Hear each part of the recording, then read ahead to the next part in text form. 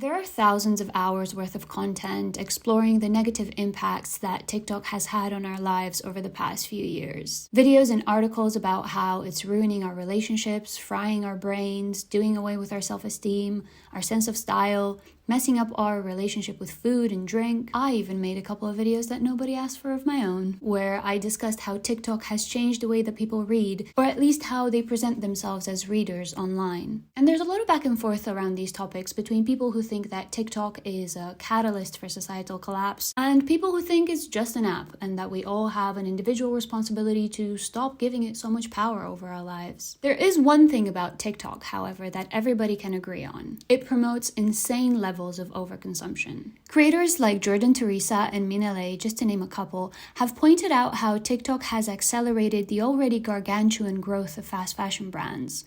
And more recently, people like Alice Capel and Tiffany Ferg have noted that the speed characteristic of fast fashion has now extended to furniture and homeware as well. And I think books are next. And I'm not the only one. Over the past year, there has been a lot of discourse surrounding the rapid growth of the online book community. And although a lot of the criticism is rooted in some form of misogyny or other, by which I mean a lot of it is grown men complaining about the fact that teenage girls on the internet are pretending to read to look cool instead of actually reading. I'm sure you've heard this argument. I have a whole video about it. And I'm not saying that there's no performative aspect to the online book community. I mean, pictures like this exist.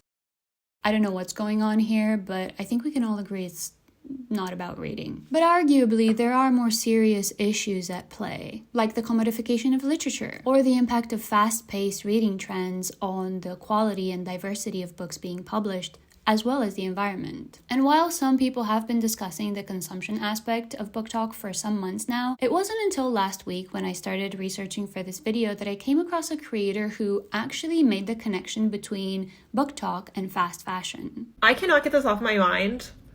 Is BookTok the next fast fashion? I've been watching a lot of video essays and have been scrolling on TikTok for far too long today, and I am starting to see some similarities to the 2000s haul videos that we used to see on YouTube. And as a fellow YouTuber and as somebody who, loves a good book haul, I'm very curious if we think that they're kind of the same. I'm thinking about this and thinking about how in the early 2000s, for example, some of our favorite content creators used to do these clothing hauls with things like Shein, Zara, H&M, etc. And now somebody made the argument that it's similar now in the way that BookTube and book hauls are being promoted. And a quick glance at the stuff that comes up when you search book haul on TikTok will show that she has a point. It really seems like book review and book recommendation content, which is what BookTok used to primarily consist of, has been replaced in recent months by these videos where content creators just show huge amounts of books they bought and which they may or may not actually read. But before I get any further into this video, let me make a disclaimer. As I mentioned, I've already made a couple of videos about books and social media, and although for the most part I managed to get my point across, there are always a couple of comments saying that I don't recognize the good things that social media, Instagram and TikTok in particular, have done for books. So let me just get this out of the way. I think that overall, the good outweighs the bad. However, I also think that it's slightly worrying when people who are part of the online book community refuse to engage in critical thinking when it comes to its flaws. Statements like, well, at least people are reading, or buying lots of books is good for the literary landscape, or just let people enjoy things, are not necessarily bad takes, but they are incomplete takes. I agree that social media has contributed to the growing popularity of books in translation, for example, or books by authors from marginalized backgrounds. And I also love seeing stories about authors who went viral on TikTok and got a massive publishing deal after years of rejection from publishers. Most of all, of course, I agree that it's a good thing that more and more people feel encouraged to read more and discover more books through BookTok, especially when it's adults who used to hate reading when they were in school or who were made to feel like literature wasn't for them. But I'm not sure that social media, and BookTok specifically,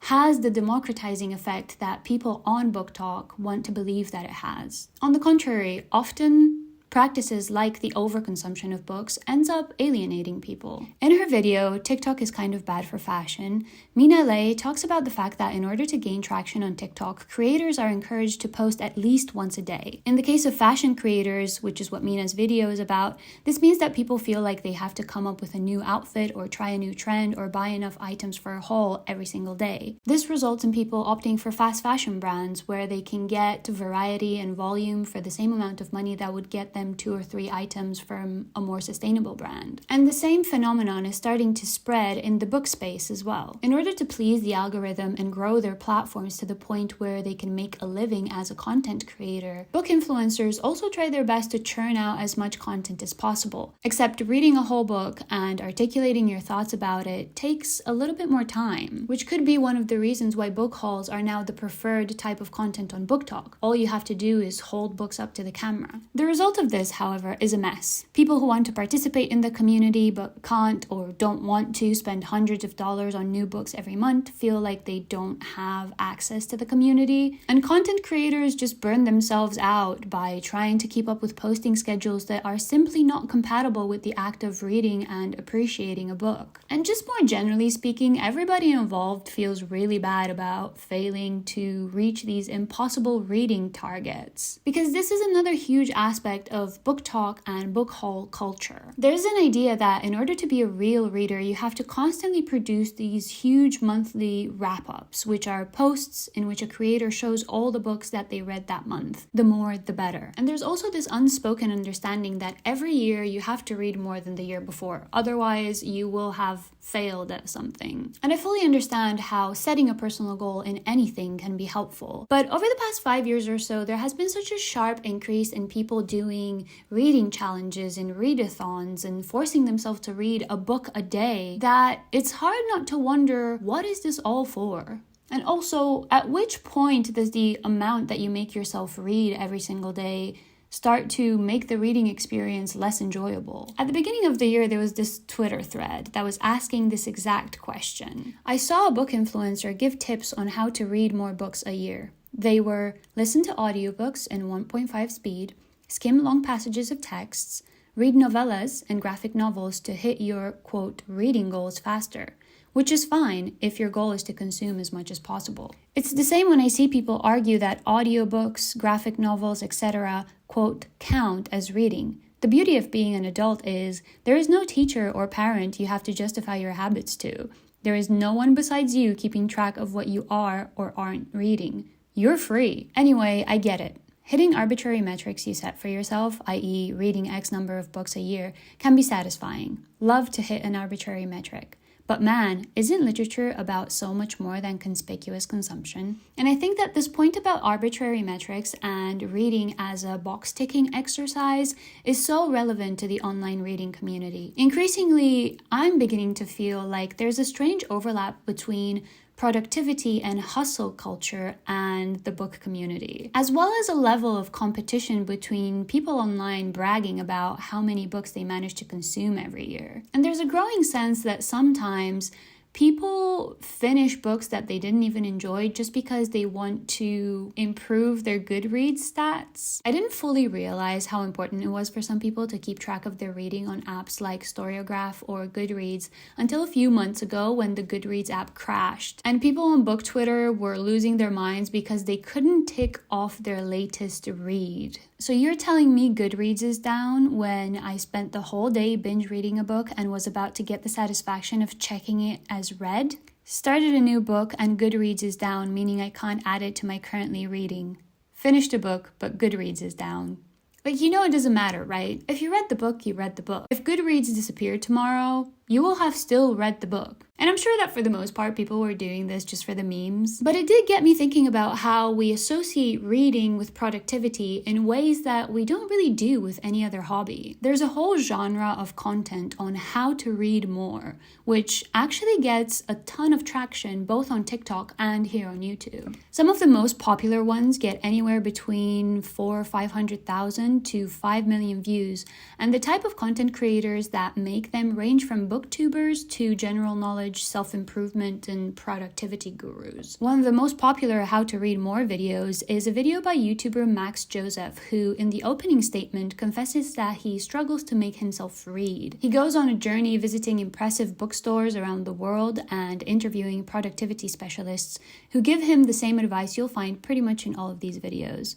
Read shorter books, start with small chunks of text and then gradually increase, read more books at the same time to stop yourself from getting bored, and listen to audiobooks while you're doing something else. But overall, this is very useful advice on how to form new habits and the power of discipline, so I'm not arguing with that. But what struck me about this video is that the central conflict here is that the narrator, Joseph himself, is not somebody who reads very much. He just doesn't find that pleasurable. It's not a hobby of his. So why force yourself to do it? Obviously, the answer is because we equate reading with intelligence and self-development and success. Videos like Jack Edwards' How to Sound Smart When You Talk About Books emphasize this. And I want to make clear that I'm not criticizing Jack for making this video. I think that he makes a very valid point that being able to read and intellectually understand the book and being able to articulate opinions about that book are two very different skills. And more importantly, I agree that being able to hold a critical conversation or write a review about a book that you read is a skill that you can acquire. Anybody can, and he gives very valuable tips to do that, which is great. But the fact that this video exists shows how important it is to people not only to be well-read, but to come across as well-read in conversation. Reading is more than a hobby to most people. It's a virtue, and by extension, not reading is a moral failing. And having piles and piles of books around your house is like the physical manifestation of that virtue, right? We've all heard that quote, if you go home with someone and they don't have books, don't fuck them. So if reading is so instrumental both to the professional and social success of an individual, perhaps it's not that surprising that content creators the likes of Max Joseph or Ruri Ohama, who also focuses on productivity content, use the robotic language of self-improvement when talking about reading as if they were teaching you how to work out more or eat more healthy foods. Which is fine. My purpose in this video is not to diminish self-help content, but this productivity-based approach to reading seems to forget a very vital detail about books. They're supposed to be fun. Well, two details actually. First, by exclusively focusing on the educational aspect of books, we assume that books are good for us, even when they're boring, which sometimes couldn't be further from the truth. There are a lot of shitty books out there, and the fact that they're shitty doesn't mean that they're not worth our time. After all, literature is a form of entertainment as well. To quote philosopher and literary critic George Henry Lewis, the object of literature is to instruct, to animate, or to amuse. Ironically, I think BookTok has actually helped people return to a more casual type of reading. Most of the books on the platform fall in the romance, fantasy, mystery genres, which most people who think of themselves as academic or seriously bookish would say are not very literary genres. I personally don't think this is a bad thing. I love seeing people have fun with books. It doesn't have to be all doom and gloom. But I agree that since this type of writing is so easy to get through, people on BookTok are constantly looking for the next thing that they can consume, and they end up with shelves upon shelves of average quality literature that they will not reread and they wouldn't even gift to somebody that they care about. So they just end up throwing them out and buying more of the same. It is important to mention that we don't really know what the environmental impact of bookmaking is at the moment, just because it's only been a couple of years since BookTok started to have a significant influence on the amount of books sold. But just anecdotally, I've noticed that the rise of these massive book hauls has been followed by a corresponding rise of the book unhaul, videos where content creators show themselves getting rid of dozens of books at a time.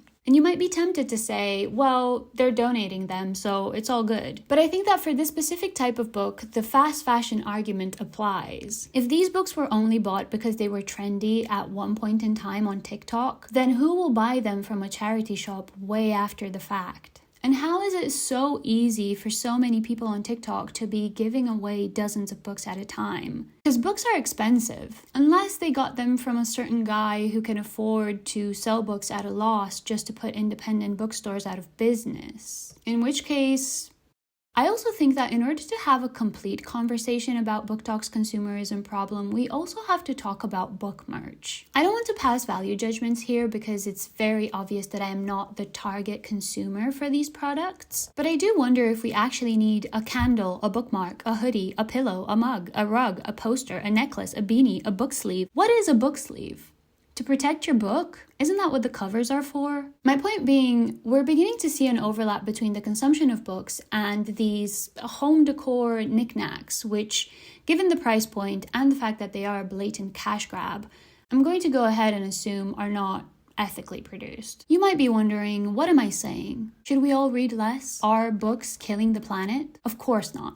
In fact, I will go as far as mentioning that among the people who have very sensible takes on the excessive consumption of books online, there have been some that go so far in the opposite direction that they end up becoming insane also. One of my smartest friends only reads 3 to 5 books per year, but rewrites every page in his own words as he goes through it. Then he summarizes the entire book once he's done. He reads only the best books, but very carefully.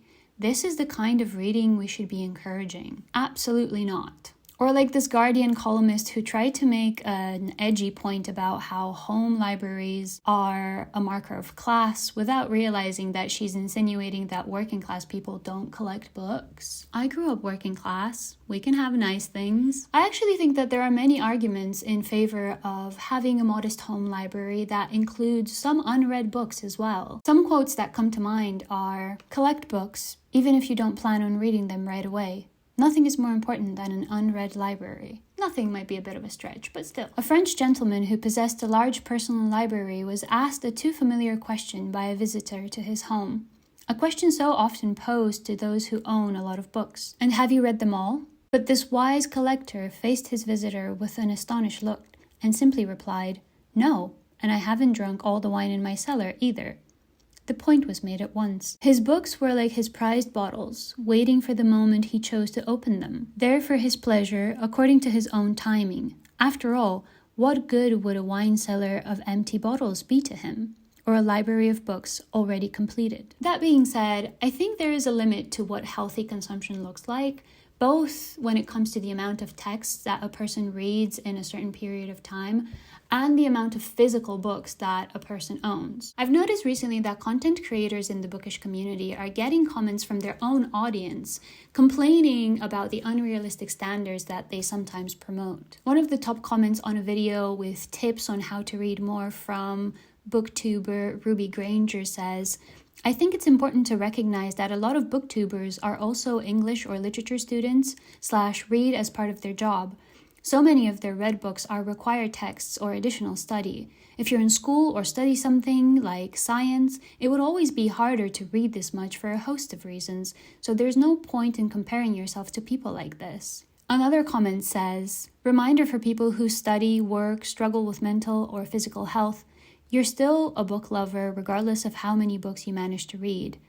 Another, "Not gonna lie, it's just as valid to read 10 books a year as it is for 150 books a year. If you took in and loved those 10 books, then you might have enjoyed those 10 way more than somebody who read 150. Quality is way more important than quantity."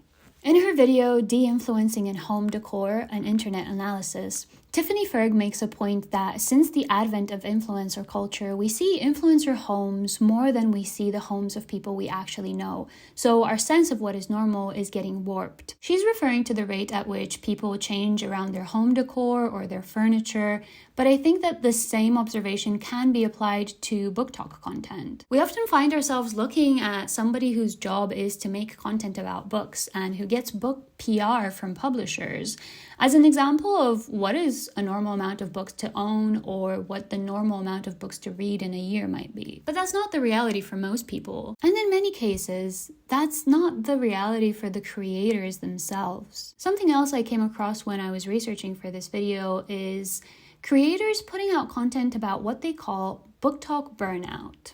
In 2022, I fell prey to the mass consumerism of BookTok.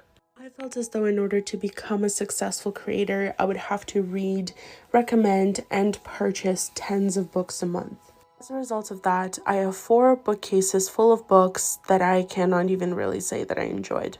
2 sentences into this video, I'm already thinking, if only there was a place where you could go and get books for free and then give them back so you don't have to clutter your home with books that you didn't even enjoy. Oh right, yeah, it exists. It's called a library. And I'm going to go on a small tangent here because the least talked about side effect of BookTok consumerism is how it impacts libraries. Since the emphasis is placed on book ownership rather than just readership, being a book content creator becomes almost antithetical to being a library user, which is a huge tragedy because libraries do so much more than just provide free books for people. There's a great video by Elliot Sang on this where he calls libraries the last bastion of community, and which I recommend you watch to better understand exactly what it is that a library has to offer to the community. And I have a bit of a conspiracy theory here, so I'm going to put my tinfoil hat on for a second. I think that BookTok doesn't really want you reading books that are easily accessible through your local library. And I don't know if this is the community or the algorithm or ByteDance or I'm just making this up, but I get the impression that the books that are most successful on BookTok are only successful in the BookTok ecosystem. The same creator I was talking about before made another video in which she talks about her efforts to keep up with the TikTok algorithm because at one point in her journey of being on BookTok, she wanted to be like the other big BookTokers. She talks specifically about purchasing books that she wasn't necessarily interested in simply because they were popular on TikTok. And we already know that the algorithm pushes certain books over others. A lot of creators have already talked about this, but this piece of information becomes slightly more interesting when you consider that ByteDance, TikTok's parent company, is also opening a publishing company to capitalize on the popularity of BookTok. This New York Times article makes a point that if ByteDance starts its own publishing company with the intention to advertise the books it publishes on TikTok, the amount of data it has on its users gives it an unfair advantage when it comes to pushing its authors to the right audience. It seems like ByteDance is exclusively interested in producing books in the genres that are already popular on BookTok: romance, fantasy, mystery, which is kind of where my conspiracy theory stems from. It's not a crazy leap to assume that TikTok is trying to build this self-sustaining book production operation where they become the only place where you can buy the books that get hype on the platform. But if BookTok has become the place where readers get introduced to new books, and also it only promotes TikTok's own books, then we have a problem. It reminds me of that quote from Norwegian Wood: if you only read the books that everyone else is reading, you can only think what everyone else is thinking. Which is ironic because everybody and their mother has read Norwegian Wood. Nevertheless, there is a real danger, and I don't know how big that danger might be, that we will soon be heading towards a more homogeneous literature due to the influence of social media trends on the publishing industry, which is something that has already been happening with other arts. In her video, The TikTokification of Music, YouTuber and musician Gabby Bell argues that ever since TikTok became instrumental to songs performing well on traditional music charts, there has been a noticeable increase in the gimmickiness of pop music, something she calls the TikTokification of music. Gabby explains that she has noticed that artists are now focusing on creating a TikTok-friendly hook for songs, 5 to 10 seconds, that will do well as a viral sound. And then the rest of the song is just kind of whatever. Another interesting point that Gabby makes is that artists are now getting pressured by their labels to make these viral TikTok dances or just sort of gimmicky meme videos to promote their songs, when ostensibly handling the marketing for a new music release is the label's responsibility and not the artist's. Otherwise, what's the point in being signed? And while this might not be a massive issue with music artists, most of which are also performers, and therefore it's safe to say they enjoy the attention, expecting writers to put themselves out there on social media and make viral TikToks, it might be asking a little bit too much. I don't want to generalize here, but the image of the novelist as a socially awkward recluse with a drinking problem is a stereotype for a reason. And this might not happen. I hope it doesn't happen. But if writers creating viral moments to promote their books becomes the standard moving forward, we risk missing out on a lot of great books just because their authors can't bring themselves to do a TikTok dance. Also, what happens if the topic of your book is not something that you can make a cute little TikTok about? Or it's not algorithm friendly? Do you just scrap it and start on something else? What would that mean for literature? It seems like all other creative pursuits are enslaved to the algorithm to some extent, so it would be nice to have one area of the arts that isn't. Speaking of the algorithm, please like and subscribe if you like this video. Maybe even leave a comment if you agree with me or disagree. Disagreement is encouraged here. I've actually really enjoyed reading some of the comments on my previous couple of videos, and I really appreciate people getting involved. Thank you so much for watching, and I'll see you next time.